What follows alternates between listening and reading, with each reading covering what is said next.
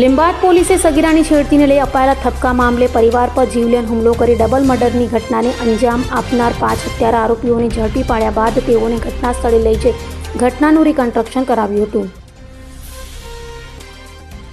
સુરતમાં કાયદો વ્યવસ્થાની સ્થિતિ પર સવાલો ઊભા થઈ રહ્યા છે, ત્યારે ગત સપ્તાહમાં લીંબાદ વિસ્તારમાં સગીરાને છેડતી કરનાર અસામાજિક તત્વોને સગીરાની માતાએ ઠપકો આપ્યો હોય, જે મામલે સગીરાના પરિવાર પર અસામાજિક તત્વોએ હુમલો કર્યો હતો.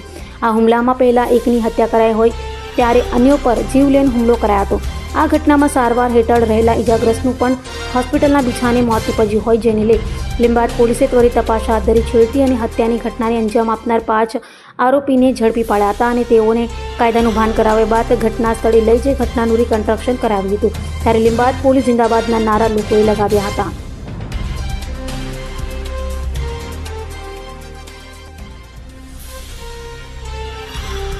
લીંબાદ પોલીસ સ્ટેશનમાં 2020-2026 મુજબનો ગુનો જે દાખલ થયેલો ધોરણ 1 એ મુજબની છે કે આ ગામના જે ફરિયાદી છે એમના દીકરી જે પોતાના ઘરે હાજર હતા કરુણાનગર આવાસની અંદર. એ દરમિયાન વોટિંગનો દિવસ હોવાથી પૂરા પરિવાર વોટિંગ કરવા માટે ગયેલા. એ દરમિયાન દીકરી પોતાના ઘરે હાજર હોય એ દરમિયાન એમની બાજુમાં રહેતા આ ગામના જે આરોપી છે, આરોપીનો સગીર ભાઈનો જે દીકરો છે, એને આ કામના જે ફરિયાદી છે એમની દીકરીની છેડતી કરેલી. જે બાબતે આ કામના જે ફરિયાદી છે એ અને એમનો પરિવાર જે આ કામના આરોપી છે એના ઘરે ગયેલા અને આ બાબતને ઠપકો આપેલો કે તમારા દીકરા દ્વારા અમારી દીકરીની છેડતી કરવામાં આવેલ છે. જે બાબતે બંને પક્ષ વચ્ચે રકાઝકી થતા અને બંને પક્ષ વચ્ચે ઝઘડો થઈ ગયેલો.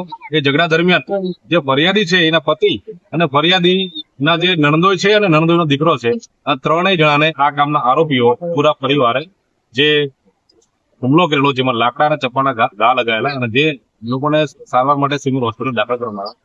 જ્યાં સારવાર દરમિયાન જે ફરિયાદી છે એમના પતિનું અવસાન થયેલ, સારવાર દરમિયાન જે એમના નણંદોના દીકરા છે ઇરફાન, એનું પણ અવસાન થયેલ. આ બનાવમાં ટોટલ 2 હત્યાના બનાવવામાં આવ્યો છે અને આ કામના આરોપીની ધરપકડ કરવામાં આવ્યો છે અને આ રોજ રિકન્સ્ટ્રક્શન કરવામાં આવ્યું. અભય થઈને નિષ્પક્ષતાથી નિરપેક્ષ રીતે વાસ્તવિકતાનો અરીસો રૂપી સચોટ માહિતી લાવતો સત્યની સાથે અભય ટાઈમ્સ.